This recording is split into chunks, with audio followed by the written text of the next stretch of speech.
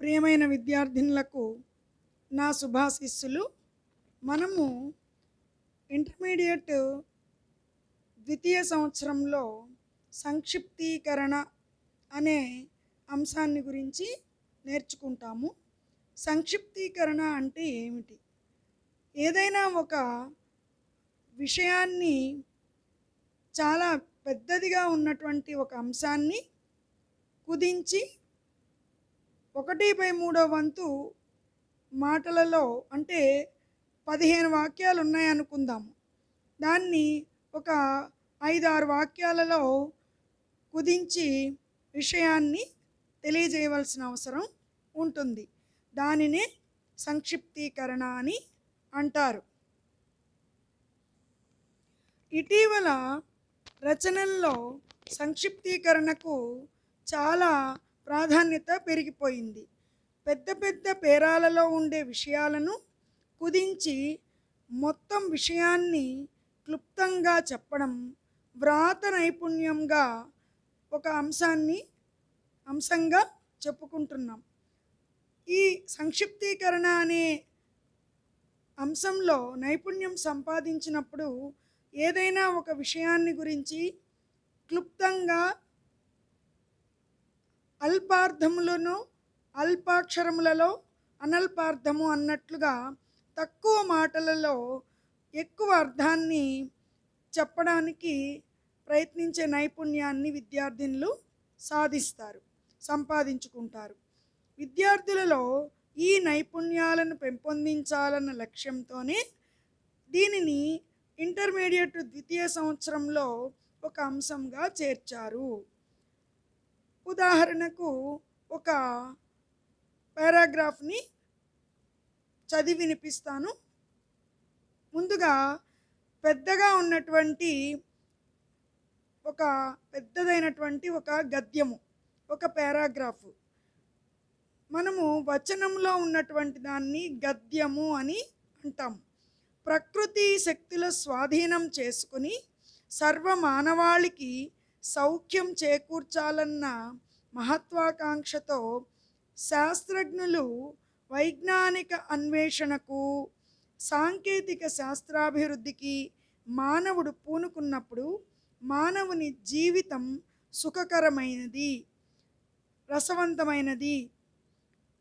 దారిద్ర్యాన్ని, దుఃఖాన్ని రూపుమాపాలని, వాటి మూలాల్ని తెలుసుకోవాలని మేధావులు తపశ్చర్యకు పూనుకున్నప్పుడు నూతన ఆర్థిక రాజకీయ సిద్ధాంతాలు మానవాళికి మార్గదర్శక సూత్రాలై పరిఢవిల్లినవి.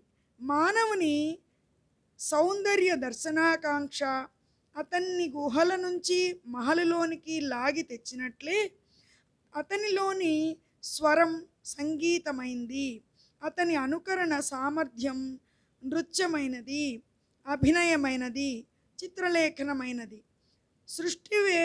సృష్టినే తన ప్రమాణాలకు అనుగుణంగా సంస్కరించాలనుకున్నాడు మానవుడు. ఇది ఒక పెద్ద పారాగ్రాఫు. ఈ అంశాన్ని సంక్షిప్తీకరించినప్పుడు ఈ విధంగా రాయవలసి ఉంటుంది.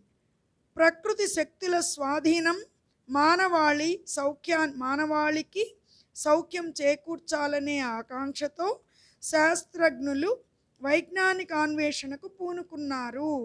ఇక్కడ 3-4 వాక్యాలన్నీ కలిపి ఒకే వాక్యంగా చెప్పడం జరిగింది. తర్వాత మరొక వాక్యము దారిద్ర్యాన్ని, దుఃఖాన్ని రూపుమాపటానికి మేధావులు నూతన ఆర్థిక రాజకీయ సిద్ధాంతాలను ఆవిష్కరించారు. మానవుని సౌందర్య ఆకాంక్ష సంగీతమైనది, చిత్రలేఖనమైనది, సృష్టికి పునఃసృష్టి అనదగిన సంస్కృతిగా రూపుదిద్దుకున్నది.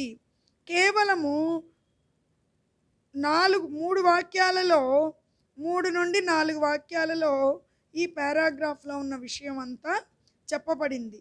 ఈ పేరాలో ఉన్నటువంటి ప్రధానమైన అంశం ఏమిటయ్యా అంటే, ప్రకృతి నుండి మానవుడు ఏమేమి నేర్చుకున్నాడు, ఈ విషయం అంతా దీనిలో దాగి ఉన్నది, నిక్షిప్తమై ఉన్నది.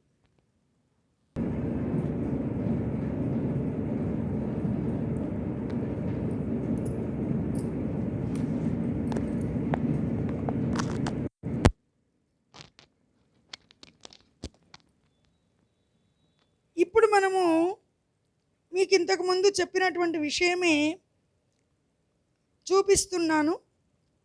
ప్రకృతి శక్తుల స్వాధీనం మానవాళికి సౌఖ్యం చేకూర్చాలనే ఆకాంక్షతో శాస్త్రజ్ఞులు వైజ్ఞానిక అన్వేషణకు పూనుకున్నారు. దారిద్ర్యాన్ని, దుఃఖాన్ని రూపుమాపటానికి మేధావులు నూతన ఆర్థిక, రాజకీయ సిద్ధాంతాలను ఆవిష్కరించారు. మానవుని సౌందర్య ఆకాంక్ష సంగీతమైంది, చిత్రలేఖనమైనది, సృష్టికి పునఃసృష్టి అనదగిన సంస్కృతిగా రూపుదిద్దుకున్నది. ఇది పెద్ద పారాగ్రాఫ్ని చిన్నదిగా చేసి చెప్పడం అనేది జరిగింది. సంక్షిప్తీకరణ అని దీనిని అంటారు. మరొక ఉదాహరణను కూడా పరిశీలిద్దాము.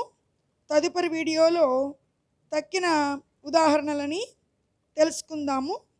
స్వస్తి.